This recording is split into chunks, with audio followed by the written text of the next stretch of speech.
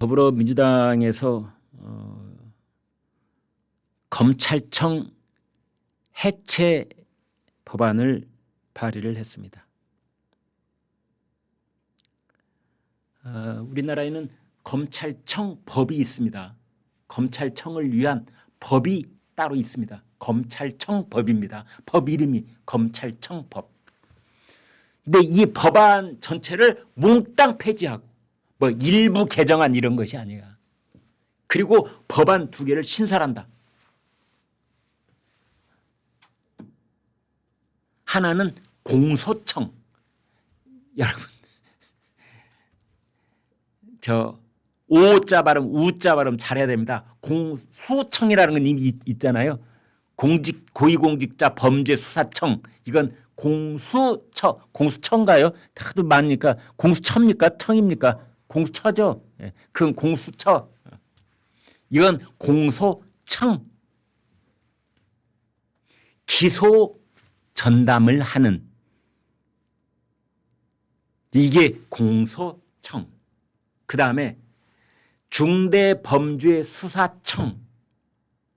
그 중수청. 이건 뭐냐면요, 중수청이라고 지금 신설하겠다라고 민주당이 발의를 한 그 법안의 그 내용은 뭐냐? 예전에 대검 중수부를 말합니다. 우리나라 고위공직자, 우리나라 네로라는 정치인들, 우리나라 네로라는 기업들의 오너들, 이 사람들 잡아다가 이 족치고 수사했던 데가 대검 중수부인데 그 대검 중수부라고 보시면 되는 겁니다. 중대범죄수사청. 그래서 지금 검찰청을 둘로 딱 쪼개가지고 공소청. 공소청이라는 것은 이렇게 007 가방에다가 내 수사서류 들고 법원 왔다리 갔다리 하는 그 일을 하는 거. 그러니까 판사 앞에서 이 사람은 범죄가 뭐가 있고 뭐가 있는데 이 사람은 뭐 징역 5년이 합당한 줄 나옵니다. 징역을 내려주시옵소서 이렇게 하는 그거 하는 사람, 그거 하는 전담 검사를 따로 하고 그다음에 범인 앞에 앉혀놓고 수사하고 족치고 하는 이 수사검사 따로, 공소검사 따로, 수사검사 따로. 지금도요 검사들은 역할 분담이 어느 정도는 있다고 그래요. 판사 앞에서 말 잘하는 상대편 변호사보다 훨씬 말을 잘해서 이제 그 범죄를 입증하는데 법정에서 거기에 아주 그 재능을 보이는 그런 검사가 있는가 하면 그렇지 않고 그런 일은 가서 말도 더듬거리고 뭐 좋은 표현도 잘 못하고 그러는데 그러나 수사관들 지휘해가지고 범죄를 캐내는 데는 아주 기가 막히게 잘하는 검사가 또 따로 있을 수 있잖아요. 그걸 둘로 나누겠다는 겁니다. 그런데 문제는 이거를 이제 그 제가 개인적으로 잘 알고 지내는 검찰 고위 간부, 최고위 고위 간부를 지내신 분이 그렇지 않아도 이 문제를 가지고 저하고 상의를 했는데 그분이 그러시더라고요. 지금 문재인 정권 때부터 또는 저 노무현 멀게는 노무현 정권 때부터 그때 이제 우리나라 검찰 개혁 뭐 그 오랫동안 이 좌파 정권들이 부르짖어 온 일이기 때문에 아마 이쪽으로 갈 것 같은데 그건 뭐 돌이킬 수 없는 길이라고 본다면 문제는 이 민주당 의원들이 발의한 법안을 보니 이 중대범죄수사청 중수청을 행안부 아래 둔다고 되어 있습니다. 행정안전부, 행안부 아래. 그러면 무슨 일이 벌어지느냐? 행안부에는 이 중수청이 가는 거고 그러니까 검찰의 3분의 2쯤을 딱 쪼개가지고 이 수사검사들이 글로 다 가는 거죠. 행안부로 이제. 지금까지는 법무부 산하에 있었다면 법무부 산하는 법원만 왔다 갔다 하는 공소 전문 검사들, 공소청이 있는 거고 이제 수사 전담 검사들은 중수청, 중대범죄수사청 소속이 되어서 어디로 간다? 행안부로 간다. 행안부에는 뭐가 있느냐? 경찰청이 있습니다. 경찰청 밑에는 뭐가 있다? 국가수사본부. 국가수사본부는 지금 뭐하고 있다? 윤석열 대통령 내란 수사하고 있는 데가 국가수사본부입니다. 윤석열 대통령과 당시에 뭐 정보사, 방첩사, 뭐 무슨사 그 별 3개짜리들이 있었던 거기 지금 다 싹 다 집어넣었잖아요. 그다음에 그때 국무위원이었던 뭐 한덕수, 최상목 등등 뭐 이 국무위원들, 총리, 부총리들 뭐 이분들 뭐 지금 출국 금지시켜 놓고 수사하고 있다는데 그게 바로 국수부입니다. 그러면 행안부라고 하는 이 부처에 우리나라 최고 수사 권력이 거기에 집중되게 되는 겁니다.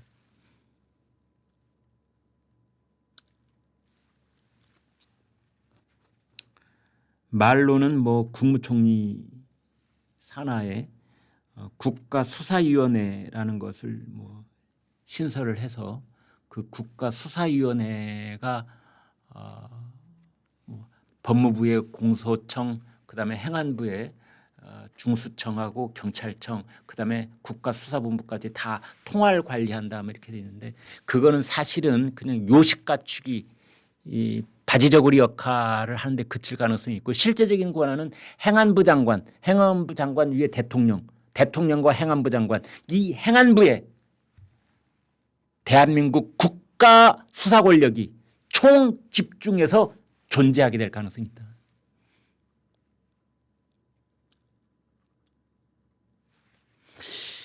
그래서 그분 말씀이 이건 매우 위험한 일이다.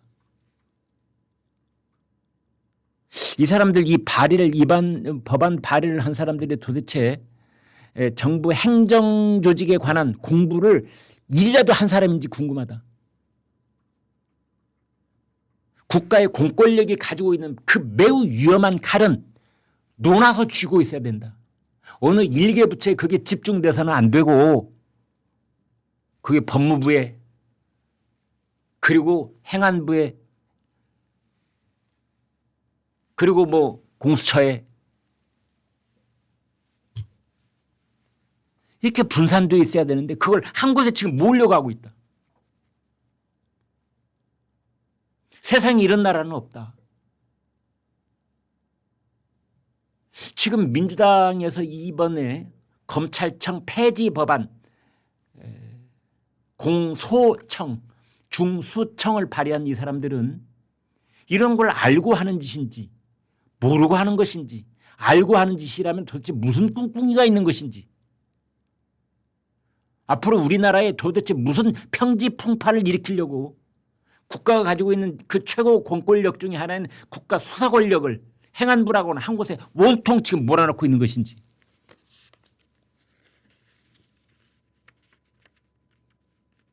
매우 염려스럽고 두려운 눈길로 바라보지 않을 수 없다. 그렇게 말했습니다. 한동훈 전 국민의힘 대표는 이런 말을 했습니다. 이걸 놓고 이재명 정부판 문화혁명의 시작이다. 왜 그러냐면요. 마오쩌둥, 이 모태동 당시에 극좌 문화 대혁명 당시에 중국의 대검찰청에 해당하는 최고인민검찰원이 해체된 적이 있습니다. 1968년 일인데요. 붉은 완장을 찬 홍위병들이 이른바 공검법 그러니까 그게 공안 우리로 치면 경찰이죠. 검찰 그리고 법원에 대한 파상 공격을 감행을 했고 그래서 이것들이 다 해체가 됩니다. 3만 4천여 명에 달하는 검사, 판사 등이 홍위병들에게 조리돌림을 당했습니다. 그 와중에 1,200여 명이 사망을 했고 나머지 검사들은 모조리 농촌으로 노동개조 집단 농장으로 하방당한 적이 있습니다. 그 후 중국의 검찰에 해당되는 최고인민검찰원이 부활한 것은 마오쩌둥이 사망을 한 문화혁명이 종식된 1978년에 이르러서입니다. 그래서 이걸 빗대서 한동훈 전 대표가 이재명의 문화혁명의 시작인 것 같다 라는 말을 하고 있는 겁니다.